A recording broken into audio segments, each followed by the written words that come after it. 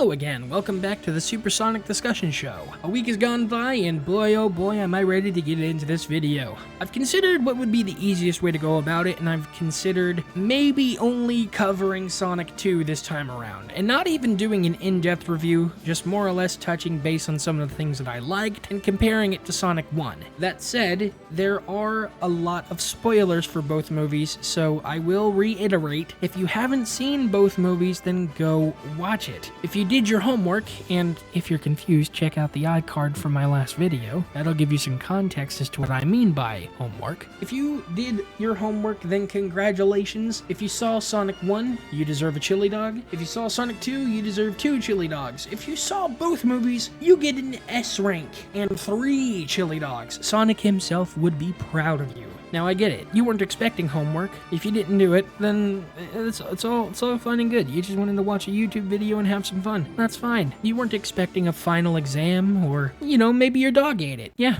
your dog ate your Sonic movie. That's upsetting. I'd be upset. Anyways, let's dive in, shall we? Now, the way we'll do this is I'll mainly talk about what I liked from Sonic 2. There will be chapters, so that way you can skip around to where I talk about certain things if you want to hear me talk about those things, or if you're just not interested at all and just want to see my review for this and see my score, you can do that too. Heck, maybe you just want to bookmark this video if you've got something that you want to do. If you're too busy to watch the whole thing, bookmark it, come back. There will be points in the timeline that you can skip around to, is all I'm saying. We'll mostly be covering Sonic 2 this time around, but I will come back with a more in-depth video for both of these movies later on. The bulk of this video will contain spoilers for both movies, hence the reason I assigned the homework. If that doesn't bother you, then I'm sorry for reiterating that point so much. I just know that there are some people out there, myself included, that would rather have multiple warnings for spoilers for a movie they would like to experience in theaters than have an internet stranger tell them something big like Shadow the Hedgehog's in the end credit scenes, oh my gosh, and he looks amazing, oh my god.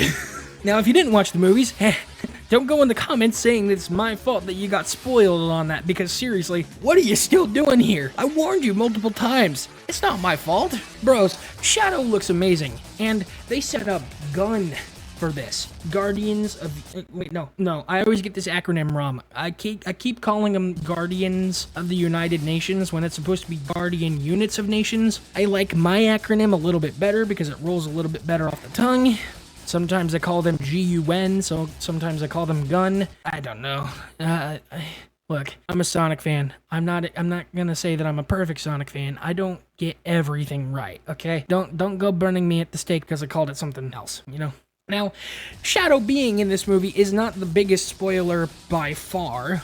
There are a lot of bigger things they did, and while Shadow being an in-credits teaser, most people probably won't know about it from their first viewing of the second movie. If they're not familiar with the Marvel movie formula of including 1 or 2 scenes during or after the credits. That said, those who did watch the first movie all the way through will have expected this, because we saw Crazy Eggman and Tails at the end of the first movie.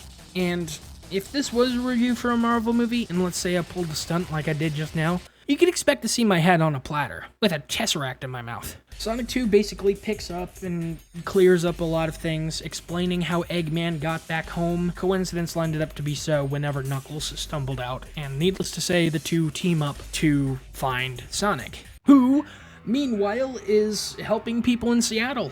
He's trying to stop an armored truck from going off the road, being chased by police, and stopping the robbery from taking place, which was a fun scene.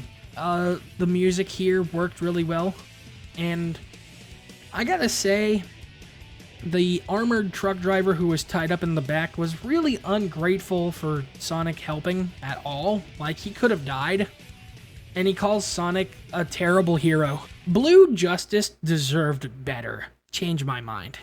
Anyways, the next morning, Tom's on Sonic's butt for being in Seattle and doing his hero thing, which works, but I didn't really care too much for Tom being like that. I didn't hate it. It was well deserved in this movie for Tom to act more as a fatherly figure for Sonic, but it still felt like there were some parts that felt a little forced as far as his relationship goes. Better, but still could have been a little bit better, you know? Sonic, of course, doesn't take this information you know, very well. He tells Tom to stop being his father and be more of his friend. And even though they could have done this scene a little bit better, it still stung for Sonic to say that to Tom, because, I mean, hey, he was there. He helped you on the road trip, and while he, you know, he didn't have to do that, he still did. And I mean, yeah, you should care about your friend a little bit more. Tom and Maddie go on their vacation to Rachel's wedding, and that's a thing. That's where they're at, and that gives Sonic some room to breathe. You know, be the kid that he wants to be for now, and get into the interesting stuff whenever Tails and Knuckles come knocking at his door, sending him out on an adventure to find the Master Emerald. Tails runs Knuckles over with a police car during their encounter, and I just find it to be really funny. Jimbotnik jumps up on the car and starts like he's like licking the windshield. Dear Lord, the humor. All of it's funny. And Tails basically tells Sonic that they're there to find the Master Emerald, which Sonic says was a fairy tale or a myth, you know? And I just find it to be pretty interesting, because we didn't really get that very much in Sonic lore. You know, we got some of it in comics, maybe some of it in the game manuals, but overall we didn't really know the full context of the lore for Sonic games. And the movies really do a good job of making it their own thing while also still being canon to the games, you know? Like, I could watch these movies and then go back to play the games and be like, oh yeah, that works. I could totally see how that fits. Whenever Sonic and Tails are being chased by Robotnik's drones in Siberia, Sonic calls Tom, and there's a Green Hills reference. You know, we hear the Green Hills theme playing on his phone, which is, it's cute. It's not like the best thing, because it's only like the first 5 seconds of the song on loop, but still, it's good. And Tom uses a ring to bring Sonic and Tails to Hawaii. Sonic tells him that Robotnik's back and he's doing all these things, only to find out that half of the audience in Rachel's wedding was gun agents, and they all do their thing, and Rachel's like, how many more people are agents here? And the priest opens up the Bible and there's just a taser. And he looks so disappointed in himself too, which makes it even funnier. Come to find out that Randall, the person that Rachel was going to marry, was also an agent, which this scene carries on for a little too long. Gunn basically captures Sonic and Tails and puts them in a cage in a building somewhere. I don't really know. I wasn't paying too much attention to this because, again, it's going on far too long. Rachel uses a golf cart to cause explosions, I guess, and be badass, and Randall's just like, I'm in love with this woman, which I get that he was an undercover agent, but I'm like, come on, this is cheesy.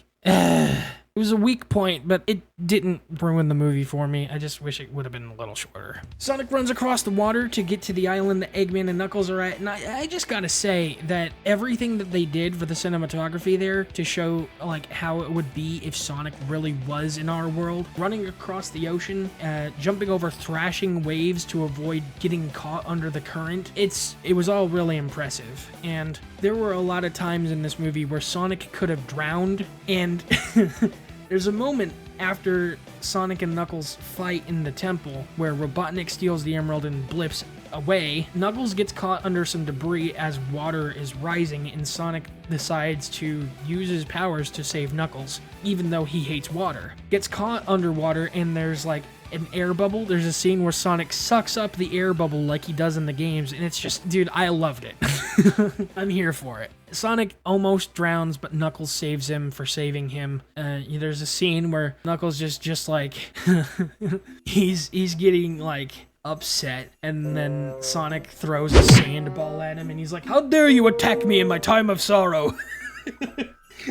It's so great. He's just, Sonic's like, why did you save me? And then Knuckles like Batista bombs this giant freaking pile of sand onto Sonic, and he says, because you saved me first, which obviously gave you a tactical advantage which you didn't use. And Sonic's like, there was nothing tactical about it, I was just being nice.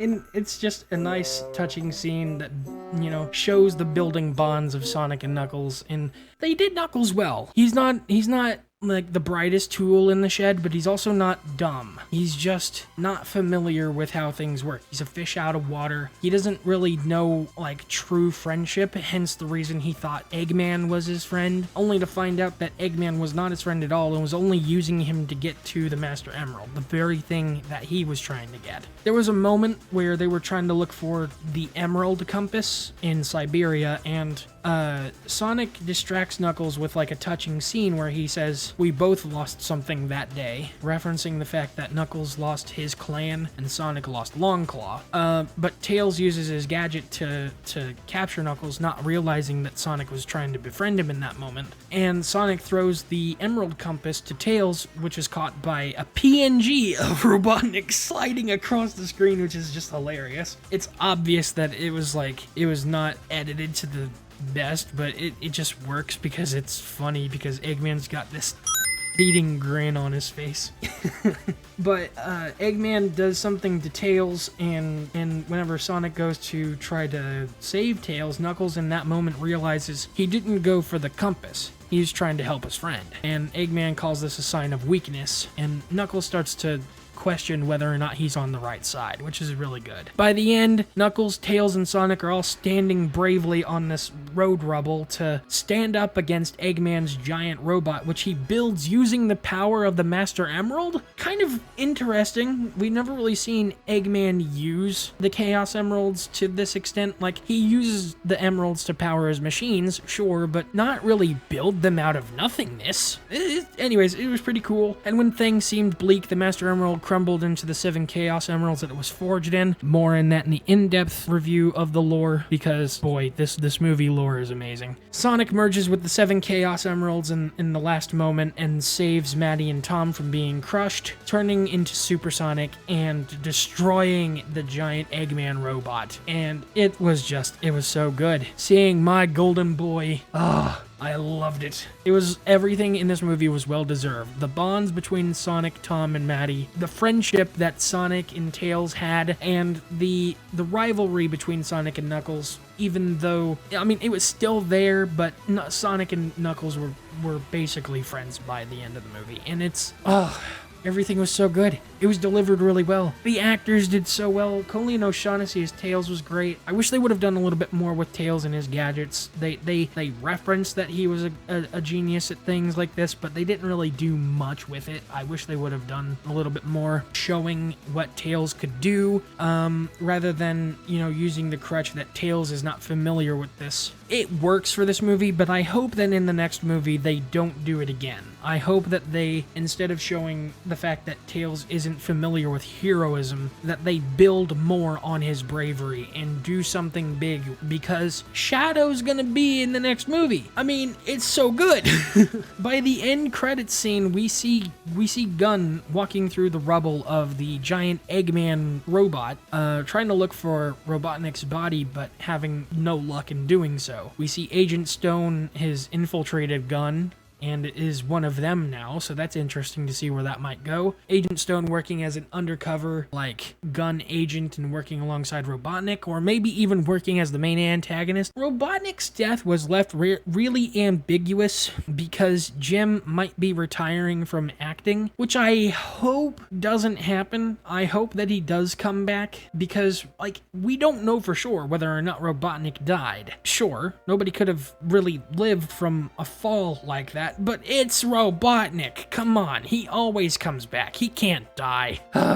And so anyways, one of the gun agents is telling the commander that while they were deleting Robotnik from the files of their computer and erasing him permanently, they saw files that led back to 50 years ago, a file by the name of Project Shadow. And that's when we got to see the reveal. Shadow looks about how you would expect in this style. Looks good, but yeah, a lot of the fan designs pretty much got it right. You can expect that once they had the template of Sonic, it was pretty easy to show how Shadow might look.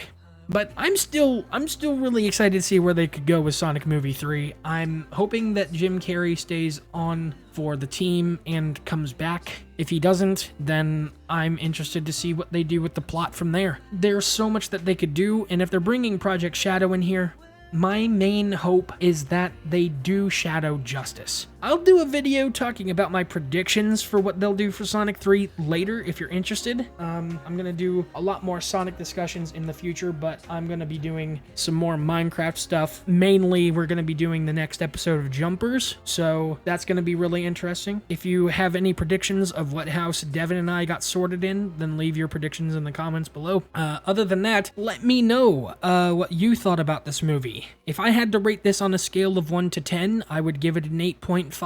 Heck, maybe even a 9. It was that good. It's not perfect by any means, but it still does a lot of things really well. And as a Sonic fan, hell, even as a moviegoer, I really enjoyed this. Taking the bias of me being a Sonic fan out of the equation, still, I would give it the same score because it was that well done. There are some things I have some nitpicks about it, but I'll cover those in an everything wrong with Sonic Movie 1 and Sonic Movie 2 later on. If you're interested in that, leave a like. Tell me, did I score it fair? Was it too high? Was it too low? What would you rate this movie if you had to out of 10? And yeah, thanks so much for watching, and I'll see you in the next movie. I'll see you in the next movie. Come on. Bye, guys.